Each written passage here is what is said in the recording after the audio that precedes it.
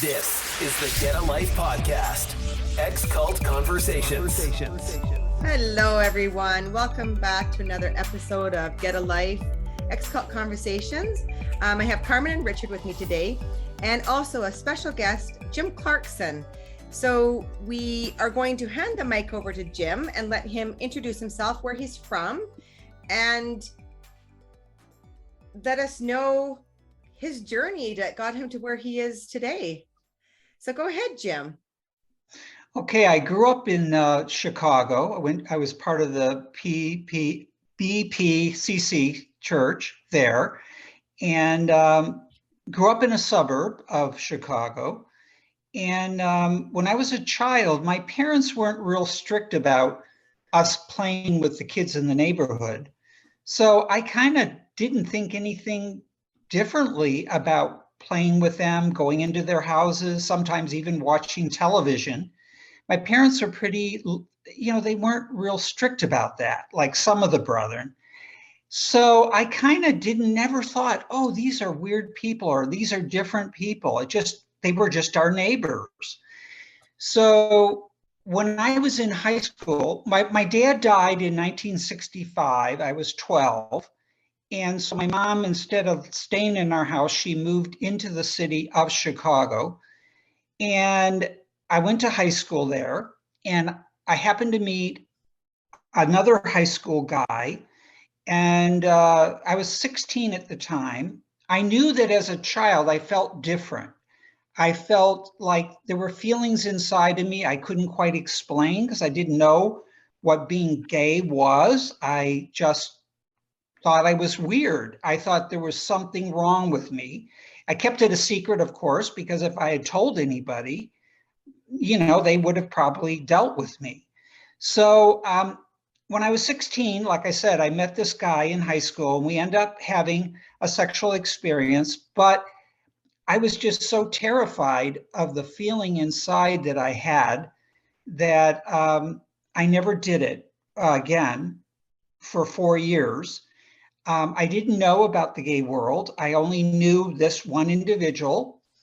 And so, and of course I had to keep it a secret because I didn't want to get withdrawn from or have to leave my mom's house. So when I was 20, I got a job at a department store in Chicago, and I worked in the men's shirt department.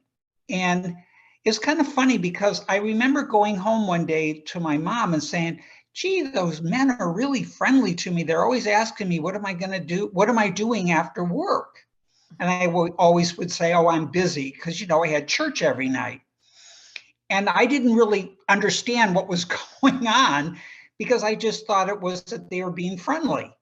And so I got invited to a Christmas party because it was during the Christmas season that I worked at the store.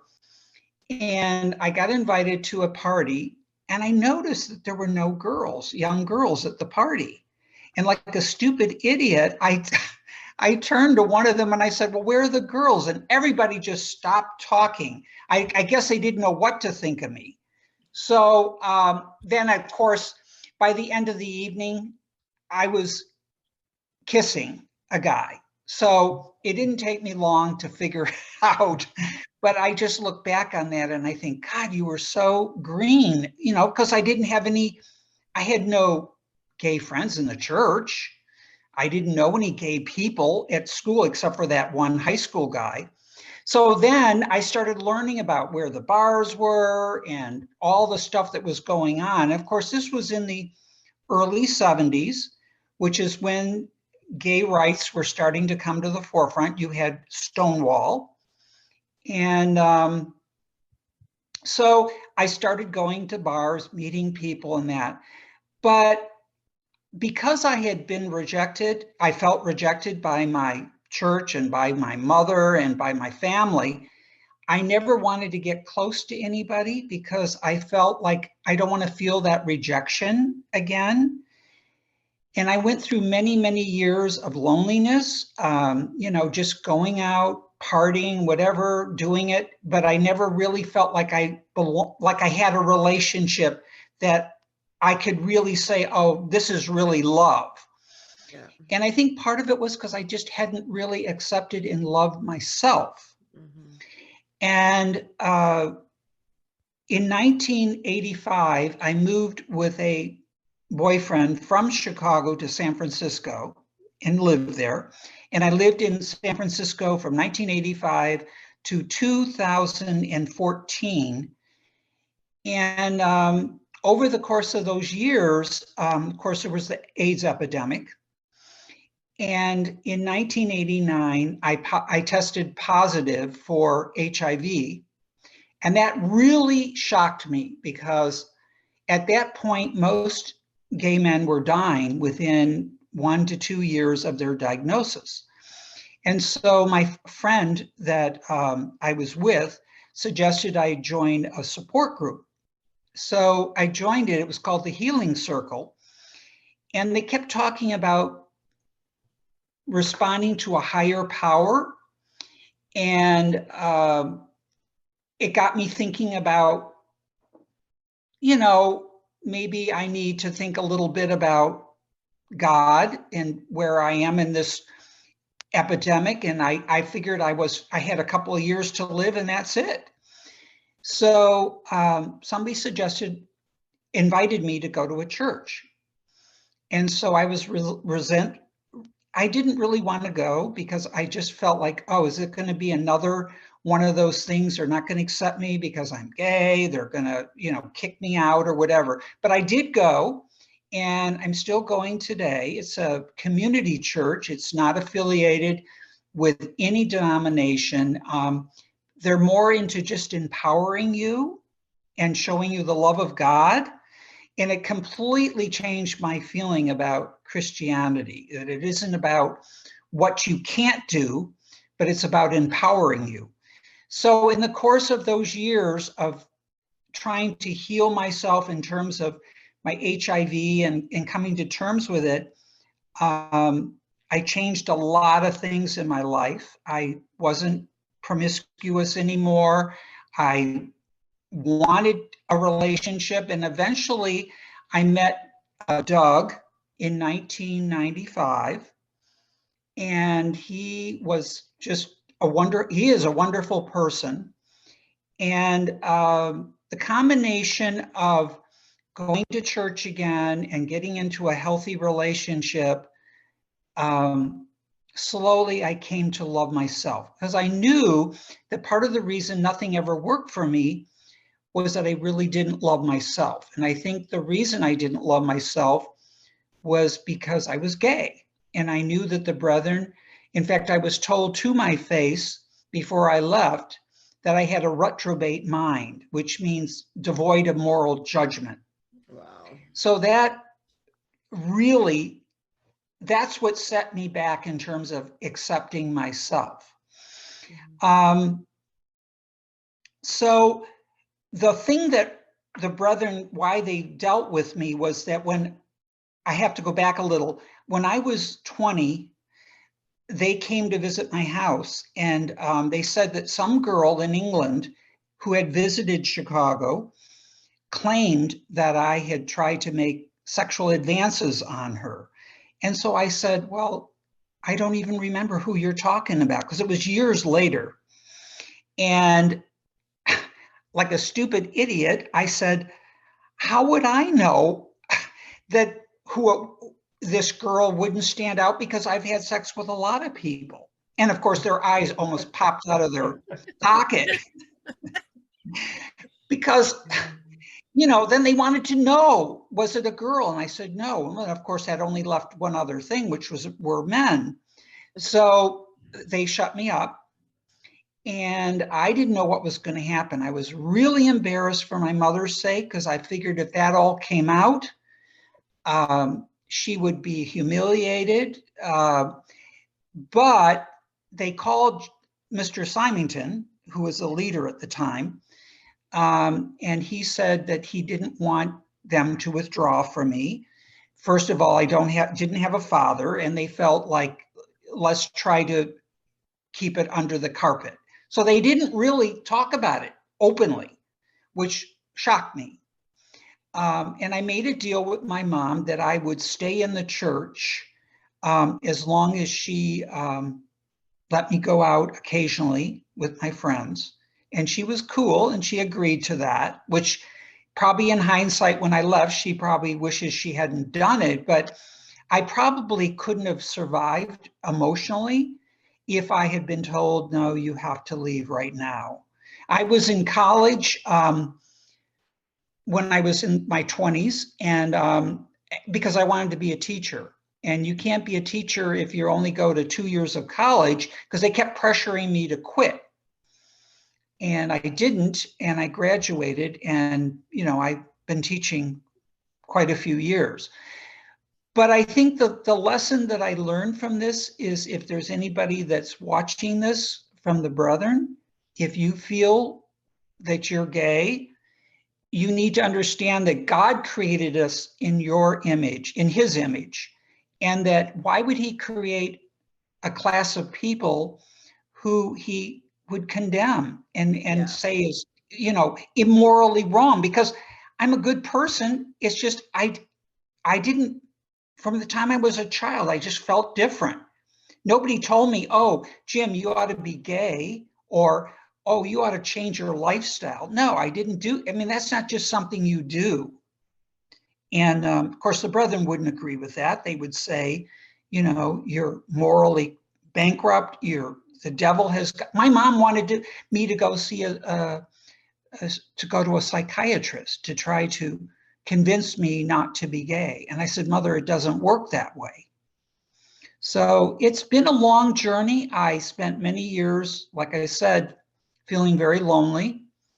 But now that I've been with Doug since 95, and we've been married since 2013, when it was legal in the United States. Oh, that's awesome. Yeah. Yeah. And so this was at the time when getting a university degree was still acceptable and they were weeding it out. And I think you had said to me on the phone that you were one of the last ones to Yes. finish up getting your degree while they were trying to push everybody to stop doing that. Right. Yeah. Right. Yeah. Yeah. So when you were getting ready to leave, like,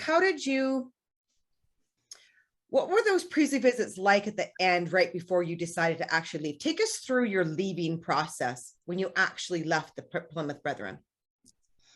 Well, when they came to see me when I was 20, I couldn't leave at that time, because I knew if I left, I would have to work full time to support myself. I knew I probably wouldn't finish college.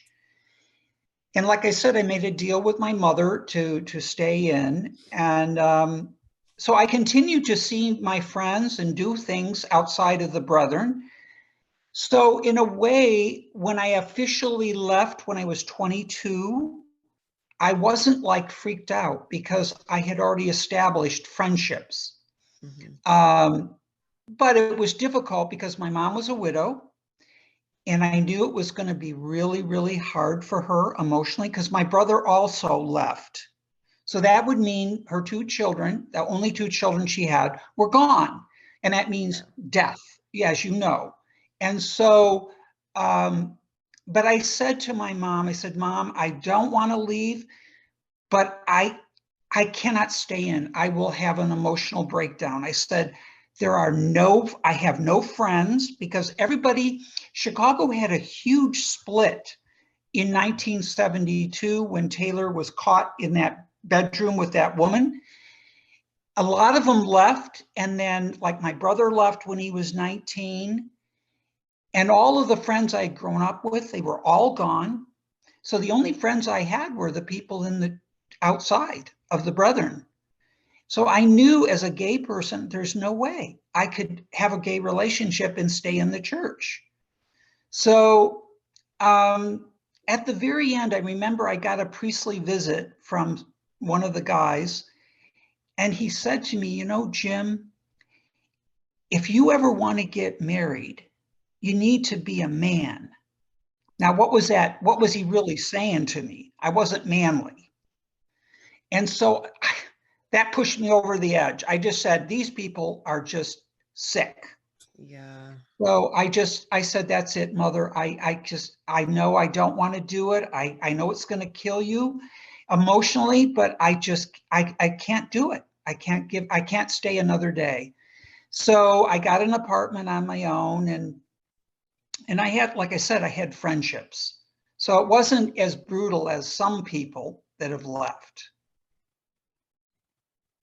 And how did did you get to talk to your mom after you had left, or was I that? did for a while. I would even visit her like once a week. But then one day she just said, Jim, I can't see you anymore, and I can't talk to you. So I know the mother in her, that really killed her to have to say that, because I had a very close relationship with my mom. Because, like I said, my dad died when I was 12. And so, she didn't have anybody. I mean, she wasn't married at the, because my dad passed away. So anyway, then that was really, really hard. I didn't see her again until shortly before she died. I got a phone call from my brother, and he said, Mom's in the hospital. And so I flew out to Chicago and I went to visit her. And I remember walking into the room and just bursting out crying, because the emotional shock of seeing my mom from when she was a vibrant person to this woman dying was really hard for me emotionally. And I remember her saying, Jim, will you please come back to the brethren? I said, Mother, there's no way I can go back. I cannot promise you that. So that was hard for me to have to say that when she was dying. Yeah. And I think that's the hardest thing about their whole separation.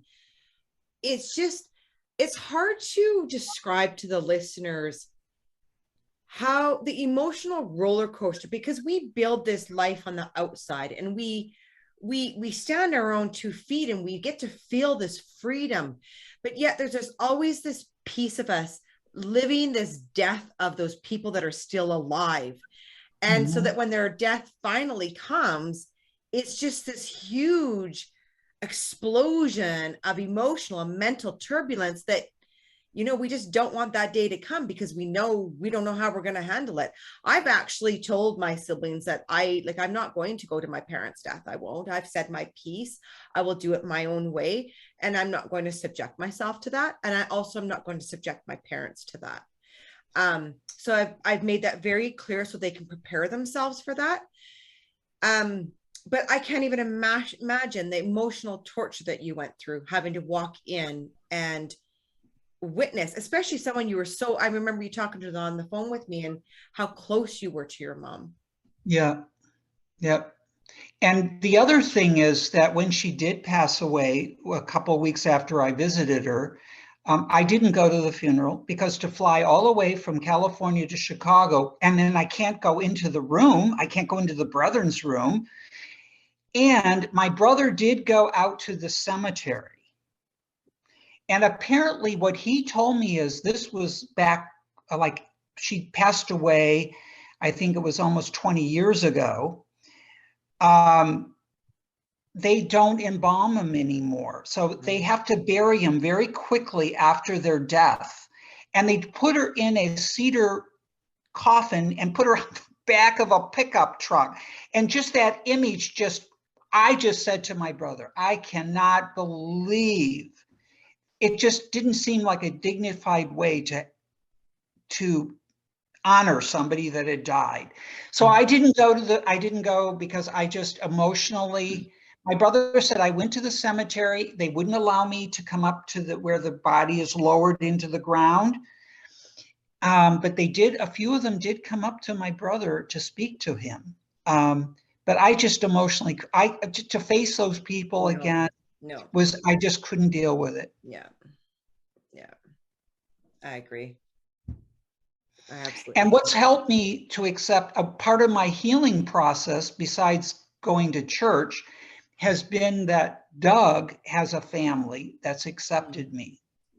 And so when we get together for Christmas or Thanksgiving, I have his family.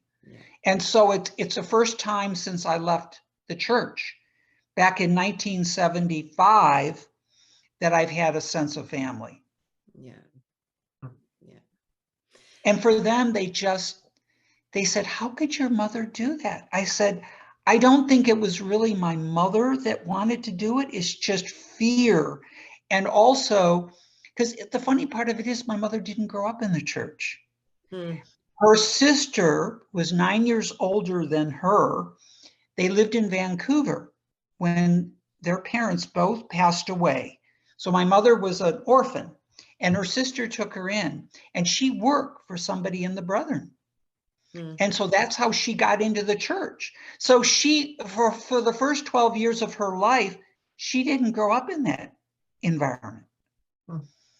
So it's kind of weird how my mom just got completely brainwashed. Because I told her, I said, Mother, if you come out, I'll make sure that you're taken care of. But, you know, she didn't have any friends. That was the thing. It's hard when you're older to make that transition from all the people you grew up with, your friends in the church, and then you have nothing. And that's hard for people to understand that. Yeah. I can really relate to what you're saying about having no self-esteem or sense of self-worth, because I was very like that, and it's very much part of the Brethren's teaching, and their way of kind of breaking you is to make you feel worthless, so you become dependent on them. And it was a very big lesson for me to learn when I left the Brethren, to put some value on myself and actually, like you say, to love yourself. And I think it's part of their way they control people, because someone who has no self-esteem becomes dependent on others for advice. They don't trust their own judgment. Exactly. And of course, with you being gay, it would have been all the worse, because the Brethren have very, very strong feelings about that. And so you kind of had a double dose of your self-esteem and yourself being written off by them. So that's right. I can understand it taking a very long time to overcome that. Well, I remember the last 3-day meeting that I went to, which is in Detroit, Michigan. And all the young people, no one would talk to me. I was like this outcast from another world, because I think what happened is, I think word got out through the priest about my situation, because they would not allow, when we had a 3-day meeting, they would not allow any young people to stay at our house, because they would assume that if a young man stayed at our house, I was going to try to have sex with him. They don't understand that, you know, you don't do it with just everybody, right? You have your standards or what you are attracted to, but I don't think they got that. You know, they just assume that, because I couldn't figure out why they wouldn't allow any young people to stay with us. And it's like I said, that between that priestly visit where that gentleman said, if you want to get married, you have to be a man, and also the Detroit meeting thing I went to at the end, I said, there's no way I can survive in this environment. Yes, you'd always have been an outcast. Yeah. And they don't look at it as that, like, you're created this way. Like, they treat it like you have a disease, right? Yeah. And like, just that example you give about not letting anybody stay with you, they don't look at it that, like, it's no different than a female standing beside you that's attracted to another man. Like, you're no different than anybody else, right? Right. They do. Right. They look at it as it's this disease that's created from a demon. And well, they would say the devil. My mother even said that. She said, Jim, the devil has gotten a hold of your mind. And I said, Mother, he hasn't gotten a hold of my mind, because this is how I feel. I didn't just wake up one morning and say, oh, I think I'll be gay today. No, it doesn't work that way. But I was so terrified that it would get out. And unfortunately, I think it did, because of my mother. And I didn't want the shame to be put on her. Like, what did you do, Jean, that allowed your son to be gay? Yes. Yeah. Which is one of their tricks. That is so classic. You know, blame it on, you know, they use everything to blame each other. Right. Yeah. If you were to meet a young person now and they, they said they were in the same situation you were, what advice would you give them?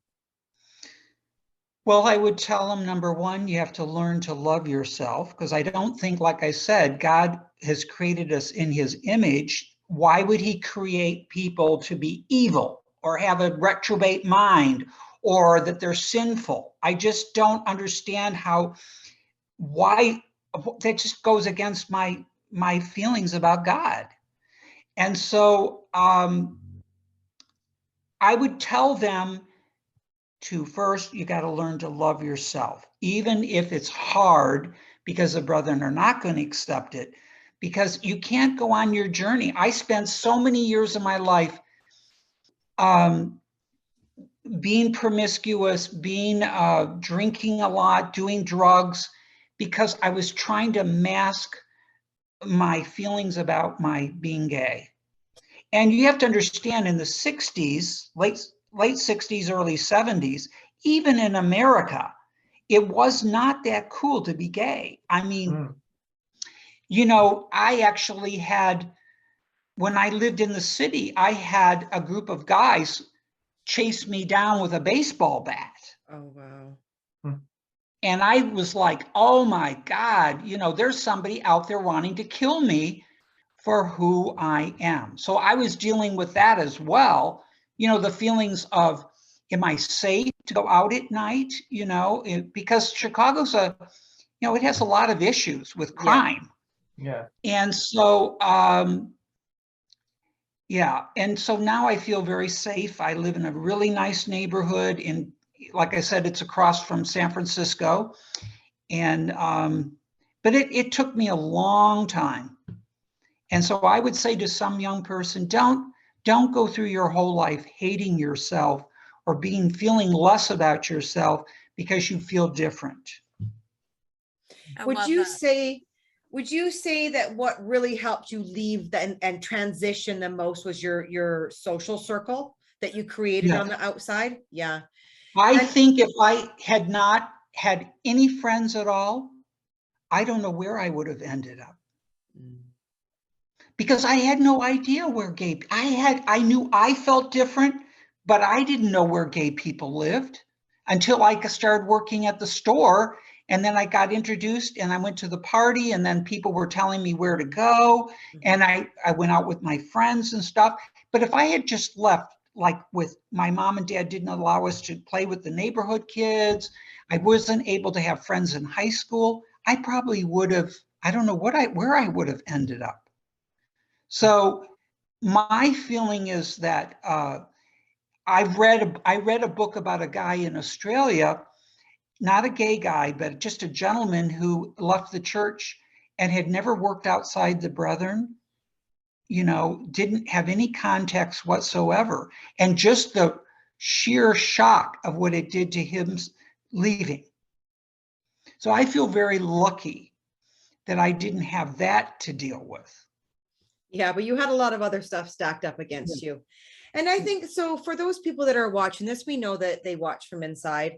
I guess what I want to inform you of, if you're in a situation that Jim was in, is there's tons of LGBTQ communities. There's many support groups. You can email us, and if you don't have access to them, we'll get them for you. You let us know what area you're in, and we'll find you numbers, we'll find you emails, and we'll find you support groups that can help you. Because I just firmly believe, I mean, I have very close friends with children that are part of that community. And I see just even now in 2022, what we still are up against. And I'm like, this is ridiculous. We're in 2022. This should not still be an issue. And I think it's important that this community has the voice that it needs to be able to still work through the kinks that are still here today. They are. Yeah. I actually got let go of a teaching job. at one of the schools because, you know, at the beginning of the year, they ask you to give money to the PTA, which is Parent Teachers Association. Yeah. And I wrote a check and Doug's name was underneath my name. So they knew. And the next thing I know, their parents are coming up to the school complaining that I'm harming the children, that I'm mean to the children. I said, okay, you bring those children in front of me and you have them tell that to my face, because I knew they were lying. So this was not that long ago. We're talking about in the early 90s that Wow. this community where I taught, and this is a community right outside of San Francisco. It's not like an hour's drive or 200 miles away. And they literally drove me from that school. And so when they got me out of the school, I told the principal or the superintendent, I said, if you fire me, I will have a lawsuit against you, because I really know what the real reason why you're asking me to leave. Yeah. And so because I had an organization in San Francisco that was willing to have me get a lawyer for pro bono to defend me, because I knew what the issue was. And so they never did fire me, but they could have if I hadn't spoken up. Yeah. And that's the thing that I would really recommend to anybody in the church that is thinking of leaving. Just remember, you have to stand up for yourself. Yeah. You cannot let, whether it's the brethren, whether it's the community, you have to, because this is who you are. Yeah. And I just want people to understand that I have the same needs and wants like everybody else, right? I want peace. I want to have a good home. I want to have a job, be a good citizen. So standing up for yourself, I think, is really important. Yeah. I mean, you've had a lot of years to digest what you went through with the brethren. We like to ask this question to our to our guests. If you could walk back inside that meeting and you were given a platform to say something, what would you say to them? I say, why, if you say yourself, you're Christians, why is it you cannot accept somebody? If you thought that there was something wrong with me, did you try to help me? Did you try to say, Jim, how are you feeling? No, they just want to condemn you. And I would say to them, I just don't feel you're a Christian church. And that's what a lot of my friends will say to me. How can you say that's a Christian church? And these are people that are just listening to the story and they're hearing me say this was a Christian church. So I would say to them, you're not a Christian church because you don't love one another and you don't show support. You know, they always want to kind of pride themselves that they're there for you. No, they're not. They weren't there for me. You know, like I said, I lost my father when I was 12 years of age, and no one tried to come and comfort me or to try to be a father figure to me or anything. You know, it was just condemn, condemn, condemn. Wow, that's sad. That's sad. So you were in Chicago through the kind of last years of JT Jr.'s life and then the beginning of the Symington era. And as you said, there was a big division. It must have been a lot of turmoil in the meeting because all sorts of things were going on. Can you tell us any stories about what it was like in those years when all that turmoil around JT Jr. was happening? Yeah, well, they tried to say it was the reason JT Jr. did that was to expose the undercurrent of those who were against him. And I'm like, why would you get into bed with somebody? I thought we were not supposed to have an appearance of evil, you know? And then here they are doing the very thing that they're preaching not to do. And a lot of people in Chicago left, a lot. And like I said, most of the young people from maybe 18 to 25 to 30, they left. I would say 3/4 of them left. That Chicago's a really small church right now because over the years, young people have just said, nope, not going to stay here. So, and of course, they don't change their ways. They don't sit and go, now, what is it we're doing that is driving all these young people away? No. They're not introspective at all. And from what I understand, it's getting stricter than when I was in, which is kind of opposite of what happens in the rest of society, right? As the years go, people get more accepting and understanding, and they get more liberal, but not that church. If you want to call it a church, I call it a cult. Yeah, we do too. I was very interested in what you said about being allowed to play with the neighbors' kids and go to their houses, because the reason that the Brethren have their own schools now is not because they want to teach a different curriculum. It's purely to isolate Brethren children from non-Brethren children. Exactly.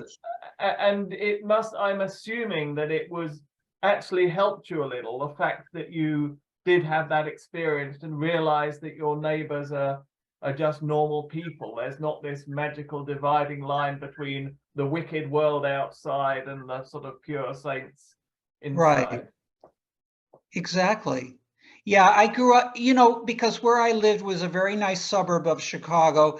And during the summer, I was out all day with neighborhood kids, just playing, riding bikes, playing games, whatever. And so I learned to develop those friendships, that these are not weird people. These are not, I knew from a very young age, not only was I different, but I also knew that I was not going to stay in that church forever. I just knew it. Yeah. It just took a long time to be able to have the courage to do it because of what I had to face with leaving my mother, knowing she was going to be living alone, and the emotional trauma that it was going to put through her. Yeah. I mean, it's very, very difficult for young people growing up in the church, in the cult today, because they have no interaction with people outside. Every single interaction they have is with other people within the cult, whether it's at school, whether it's at work, or whether it's at a church meeting. It's all the same people. They aren't even allowed to work for non-Brethren businesses. And again, as you said, because you worked for a clothing store, you made friendships and met people. Well, that isn't the experience today of people growing up in there. So it makes it even more difficult for them to leave. Exactly. Yeah. Because they have no experiences outside of that church. And that's done by design. Think about it. They're not stupid. They know to control. See, they lost a lot of the young people in Chicago because we were all allowed to go to public schools. And so you got experience. You sat down, you ate with people that weren't in the church, and you're like, they're no different than I am. Yeah. They're not weird.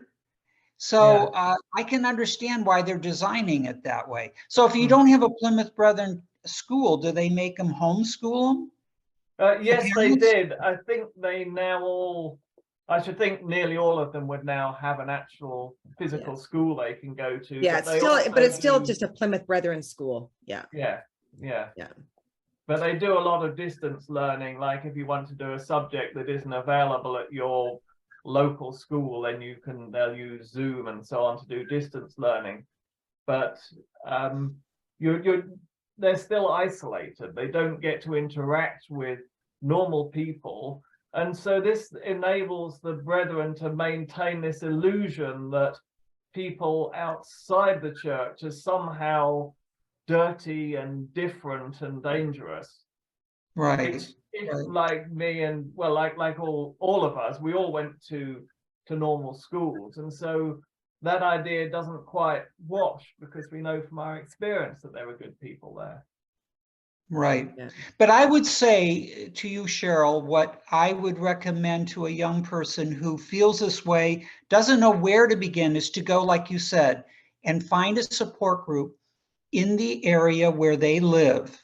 Yeah. Because through that support group, they're going to make friendships. Exactly. Yeah. Mhm. And there's one thing that when you enter an LGBTQ community, they are the most heartwarming people, such down to earth. It's like you've known them forever. Everybody in those communities are so accepting because what they've been up against. They are Right. the most friendliest communities I've ever met. That was the first time when I realized when I was 20 and I started going out and making friendships with other gay men. That was the first time I didn't feel like a freak, like there wasn't something really wrong with me mentally, because I felt like God was going to punish me for what I had done. That's why for 4 years, even though I had others that came on to me, I didn't react to it because I was terrified of that feeling of being, that God was going to punish me. Yeah. Yeah. Yeah. Yeah. And that's what the brethren do. That's part of their control, is to say, if you do this, you're turning your back on God. Yeah. And if Which anything is, bad happens to you, that's their first thing that they did. Well, you know what? what do you think they wrong? would? What do you think they would say if they knew I was HIV positive? They'd say, God Exactly. punished you. He punished you. That's why you got it. Yeah. And And that's I why. mean, yeah. You can hear it when they're going to watch this, and that's going to be the thing that they say. Oh, well, that's why he got HIV positive. And be like, no, that's what happened back then, right? That is the biggest brainwashing that everybody in there has to overcome. God does not punish you. God does not punish you. God is an all-loving God. Right. He doesn't come and punish you for every little thing you do. That is the brethren indoctrination. That's what they brainwash you to think. And I go within the church that I go once a week to a Bible study. And it's a group of people. There's about 12 of us. We get together every week in somebody's home.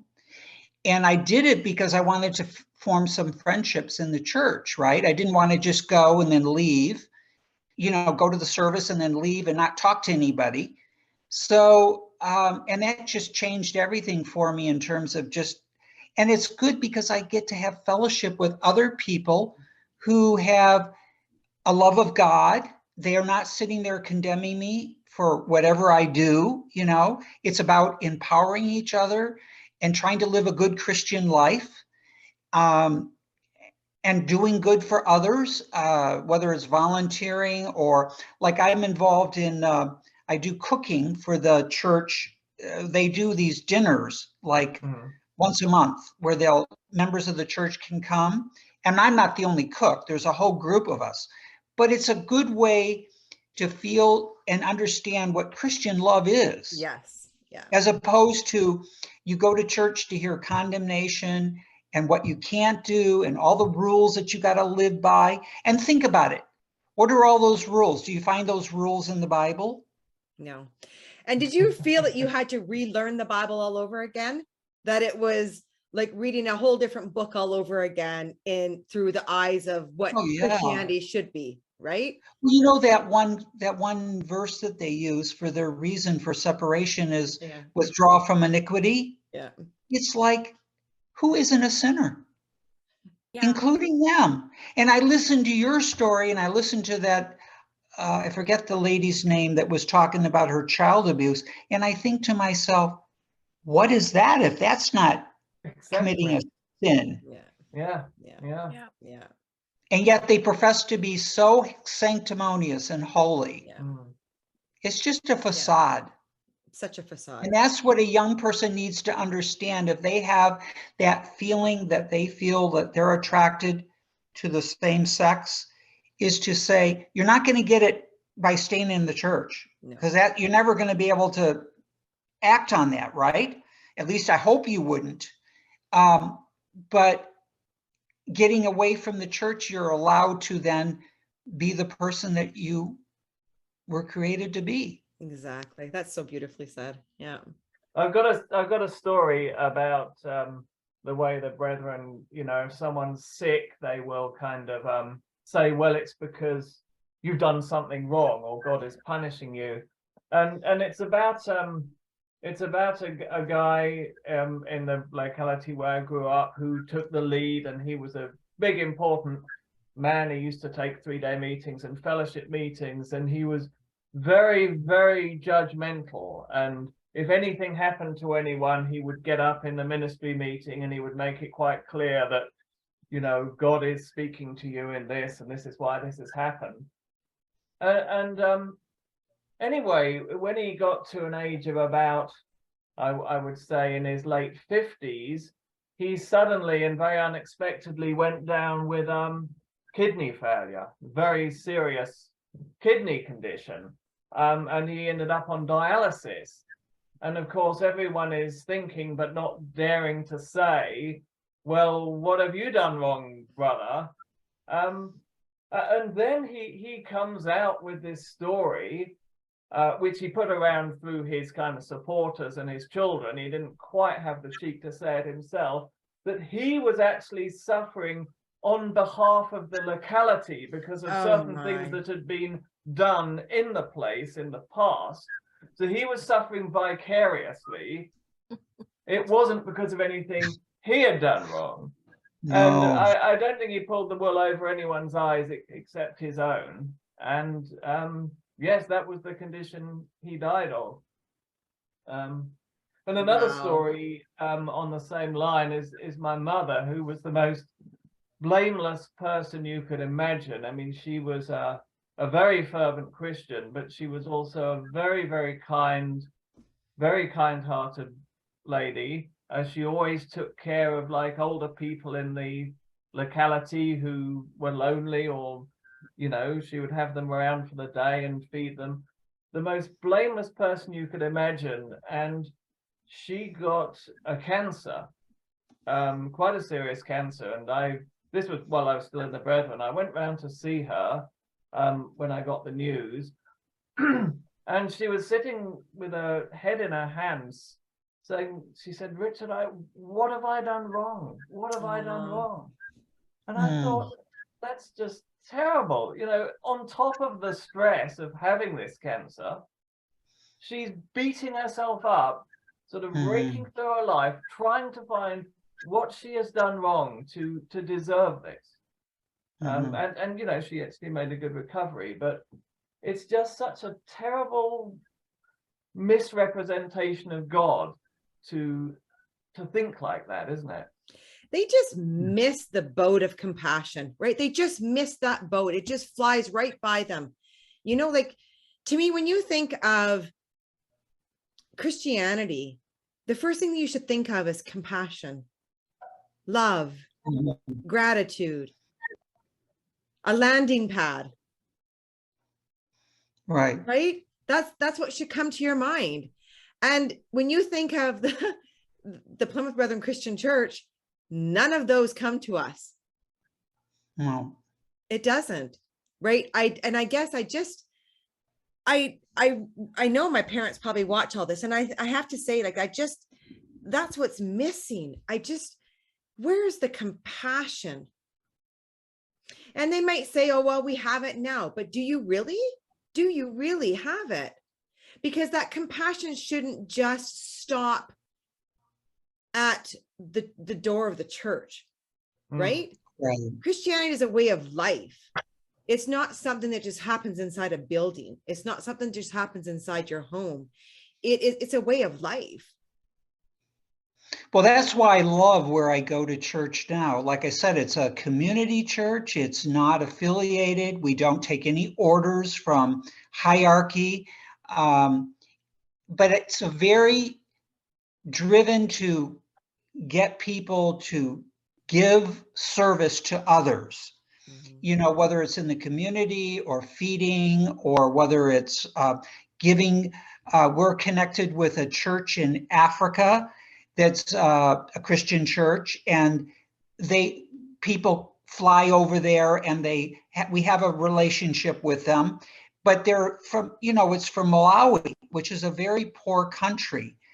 And one of the things that I remember them saying about these people is that they're very poor, but they're so grateful, and their lives are so dependent on prayer and thanksgiving to God for every day that they're alive. And I'm thinking, I never got that feeling from being in the Plymouth Brethren. No. And you think of what, I mean, now with Bruce Hales, I mean, he's so fixated on money. It is money, money, money, money, which is what has flooded out if anybody did have compassion in there, right? Because it's so money orientated, right? It's I all thought about the love of riches. money was a root of all evil. Yeah, well, it doesn't stop them So from it is. buying $1 million mansions left, right, and center there. Like, I guess for me, I think that's literally where it has gone, right? It is no longer a Christian church.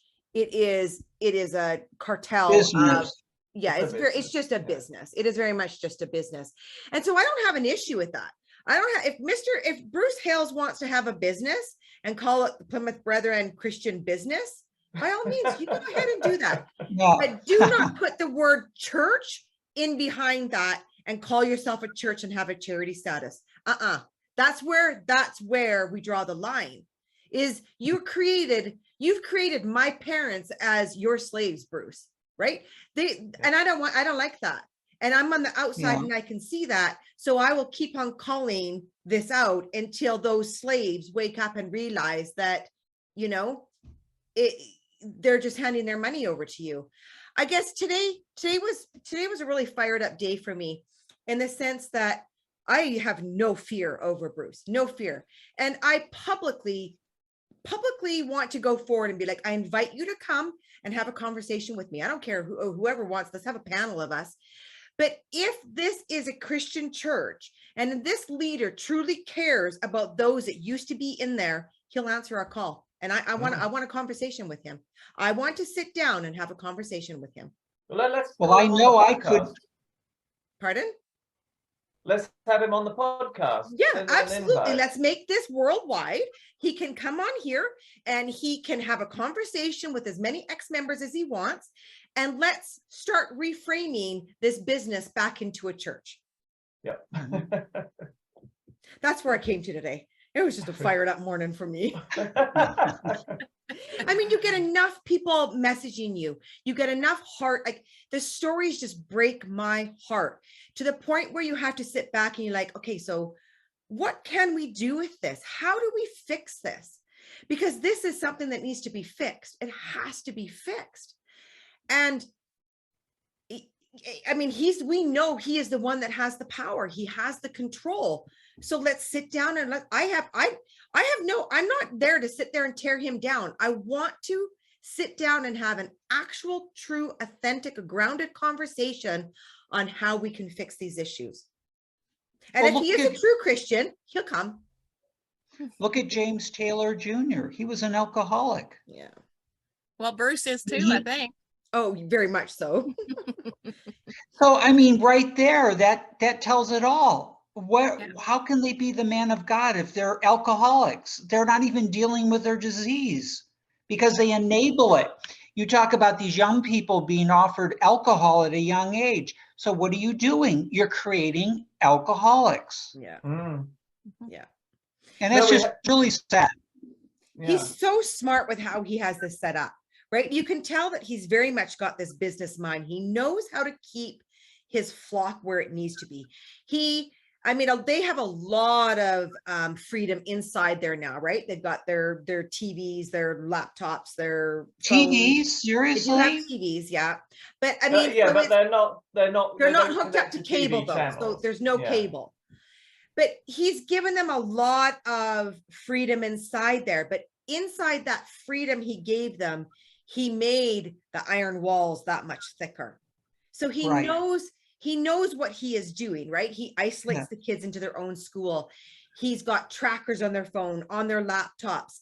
So even though that they're completely oblivious to this freedom, and my mom spoke to me about this freedom, Cheryl, you got to come back now. It's so different. Bruce Hales understands the young children so different than any other leader. You've got to come back. No.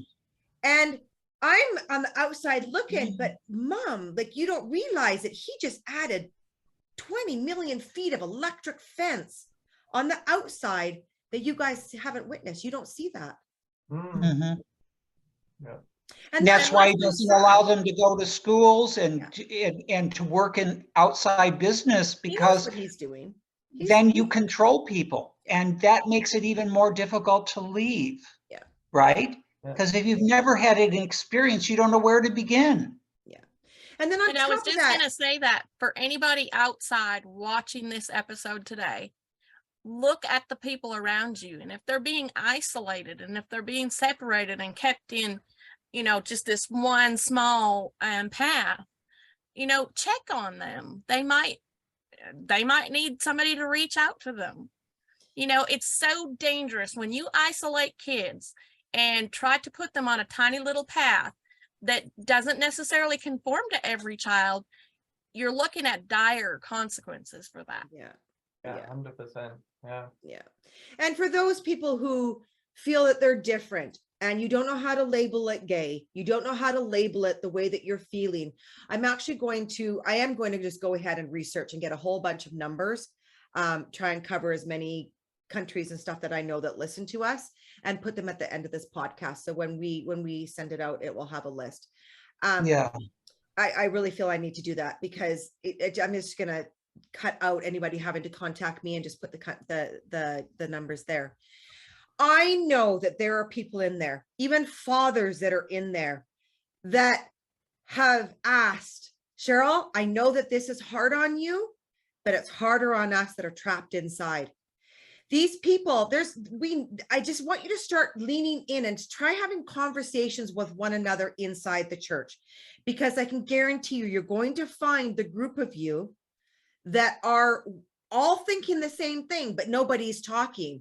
I'm getting the conversations, and I can't really do a whole lot from out here. I need you guys to have these conversations inside while we're trying to, create this runway for you to be able to leave with yourselves intact, your business is intact, your family's intact. You should never have to leave behind your business. That is your legal right to keep a hold of your business, to keep a hold of your family, to keep a hold of your children. Bruce Hales cannot take that away from you. Mm. And until people stand up and say, we are not going to stand for this. Until people say, you know what, Bruce, you're not taking my business. You're not taking my farm. You're not taking my family. Yeah. Until people stand up and stand in his way, it'll continue.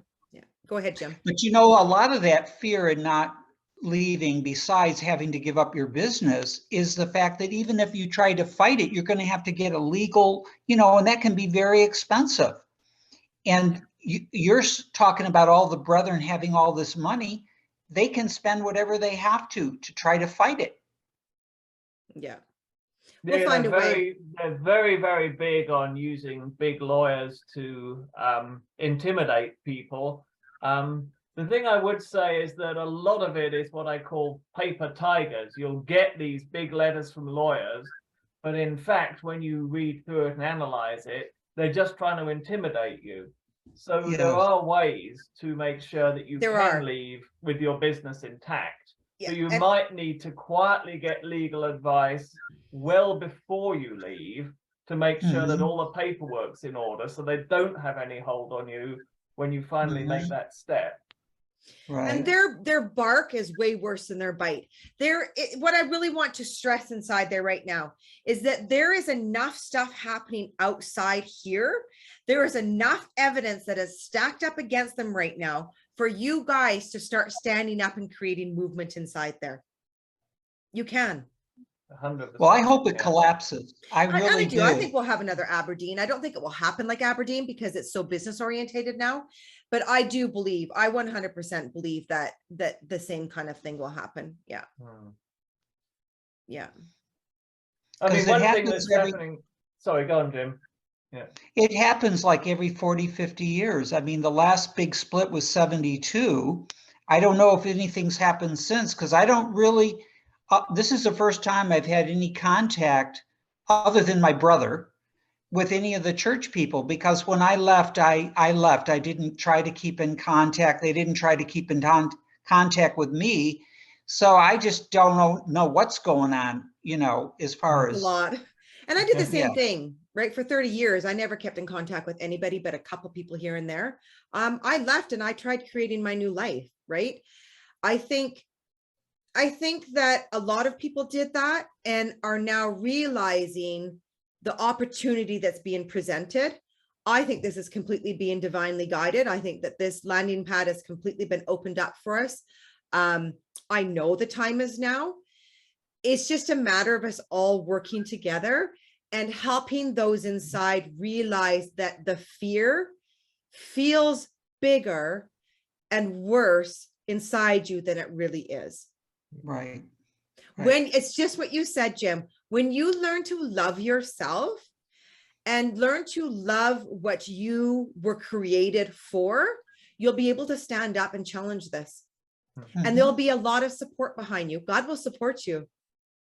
And you know what? If I was speaking to Bruce Hales, he could call me all the names in the book. It wouldn't change how I feel about myself, because I know that he has no power over me. None. Like you said, I'm not afraid of him. No, I have no fear. No fear whatsoever. But I don't think he would ever talk to a person like me, because he would just figure I'm so evil that he wouldn't even want to talk, which is fine. I don't really care, but I just think that's how he would be. But this is what I'm putting out to him, is that you consider yourself the elect vessel, the man of God of the Plymouth Brethren Christian Church in 2022. It is your responsibility as the man of God and elect vessel to make sure that which has happened in your past has been taken care of. The reason why the past is barking at your guys' door right now, it was never cleaned up. This has never been cleaned up.